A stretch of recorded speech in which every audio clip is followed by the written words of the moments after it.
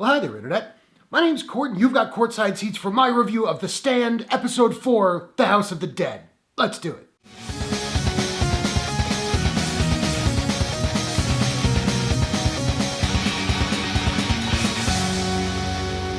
So welcome back to my ongoing review series of The Stand from CBS All Access. This is my first video of 2021. I hope you all had a really safe and fun New Year's. Now, if you've been watching my reviews of this series so far, you know that while overall I am enjoying the show, I do have some considerable problems with it, the non-linear storytelling being probably the most major. Now, before I get into specifics about this particular review, I will say that this episode is far and away my favorite so far. The flashbacks didn't bother me all that much. I think I'm just getting used to them at this point. And I thought there were a couple scenes in here that were pretty well perfect. But now, the usual caveat, this will be a spoilers review. I'm not going to cover every single beat of the episode, but there are specific things that I want to talk about. So if you haven't seen the episode yet and you want to go in cold, go watch it. Hopefully you'll come back later. But this is officially your spoiler warning.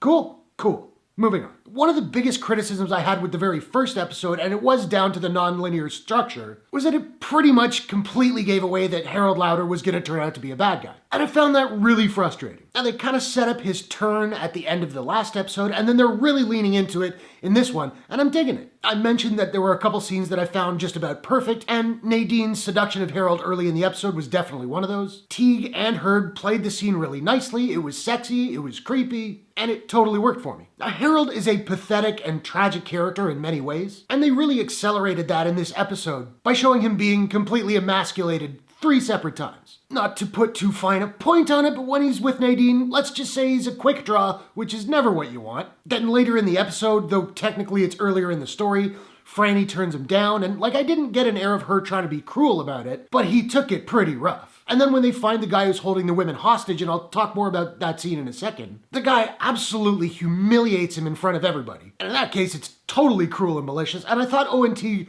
really crushed it here. Now, as far as the guy holding the women captive, if I'm not mistaken, in that book, that was called The Zoo, and it was like a crew of dudes, not just one guy. And while I do remember the sequence in the book being a little bit over the top, I thought the guy here was overcooking it a little bit. It was a little much for me. He felt like a cartoon. But other than that, I thought it was a really strong scene. It introduced us to Dana Jurgens, who of course has a major role to play later in the story. Also, I guess that's a wrap on the Susan Stern character. That was quick. And I loved the scene where Glenn Bateman is talking to Harold about being men of science. That was such a perfectly Glenn Bateman speech. And this is a little thing, but I enjoyed when Boulder's sort of official movie buff, Teddy Wyzak, rest in peace, held up the Blu-ray of Skyscraper with The Rock on it. That made me laugh out loud. The other scene that I found pretty well perfect was Tom and Nick meeting Julie Laurie in the department store. That was straight out of the book. I got a very distinct Harley Quinn vibe from Julie, although that might have been the little star sticker on her cheek. And I found the sequence to be very reminiscent of its 1994 miniseries counterpart. And Julie in this episode gave me the exact same feeling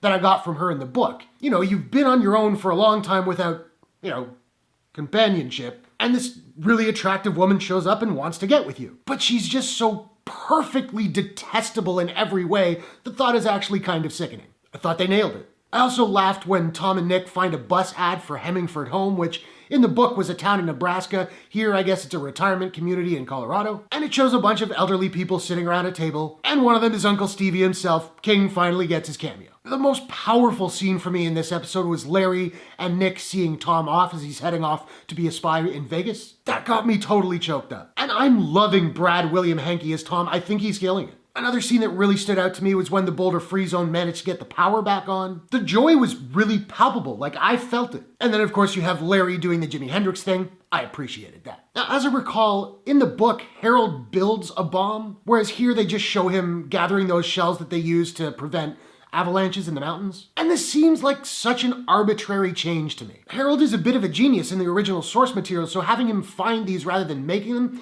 that didn't really sit right with me. If it were done to speed things along, I could understand that, but you could show a short little montage of him building a bomb and it would take probably less time than the scene with him and Nadine gathering them. It's a nitpick, I suppose, but still, I didn't like it. I did notice that this episode was directed by the same 2 people who did the previous one. One thing that kind of irritated me about the last episode where there would be these frequent cutting to black and then just holding on black for a couple seconds, then cutting to another scene, and it just felt really jarring to me. I didn't notice any of that in this episode. so that's good. Overall though, I really enjoyed The House of the Dead. It felt really true to the source material. I got some tension out of it, some really good performances. The story's really picking up steam. I doubt this episode is going to change the minds of people who are just straight up not enjoying the show, and that's totally fair. But I think this one might really work for some of those people who've been a little bit on the fence. So those are my thoughts on The Stand episode 4. And now I want to know, what did you think about the episode? Whose is your favorite performance on the show so far? Whatever your thoughts, hit the comments below. Let's discuss. If you enjoyed this review, please smash that like button and give it a share if you really enjoyed it. And hey, why not take a second, do me a favor, click subscribe and ring that bell to subscribe to my channel for more movie reviews, entertainment news, trailer reactions, The Stand,